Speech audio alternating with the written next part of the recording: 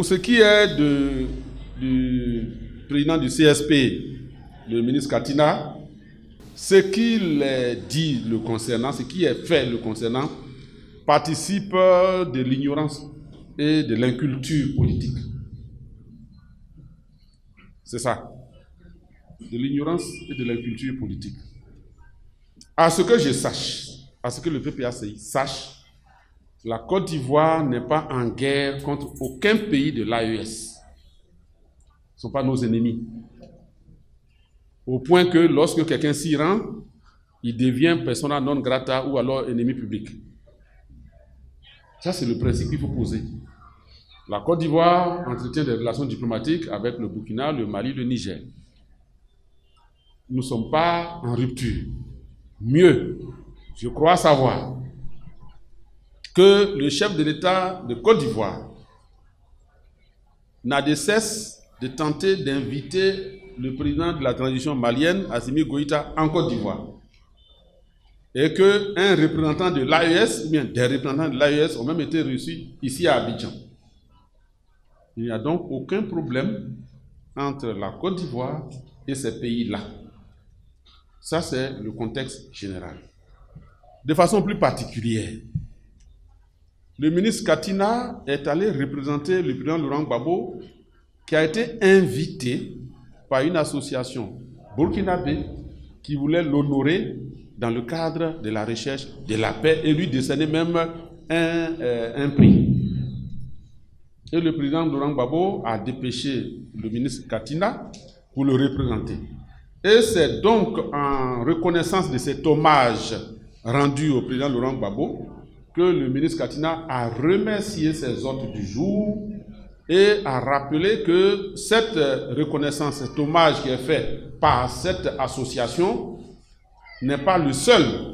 Mieux, le président de la transition burkinabé, le capitaine Ibrahim Traoré, dans une vidéo qui est devenue virale, a dit que les Occidentaux, l'impérialisme, nous trompent toujours et lorsqu'ils veulent détruire quelqu'un, ils noircissent son image et ils le font passer pour ce qu'il n'est pas. Et il a eu cette phrase, qui n'a pas détesté Gbagbo? On nous a menti, on nous l'a fait détester. Et du président Laurent Gbagbo, il est passé à Kadhafi qui a été tué à la suite d'un gros mensonge.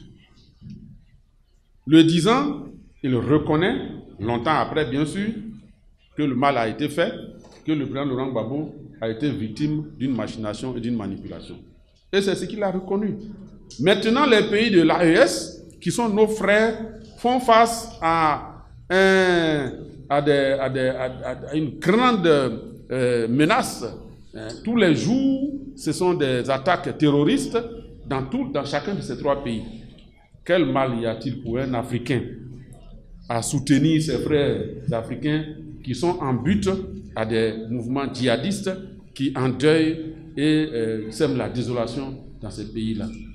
Alors, ceux qui montent sur leurs grands chevaux pour demander, menacer, comme ils savent le faire d'habitude, et dire des choses dont ils ignorent tout, eh bien, on les laisse à leur inculture politique et nous, on continue notre chemin.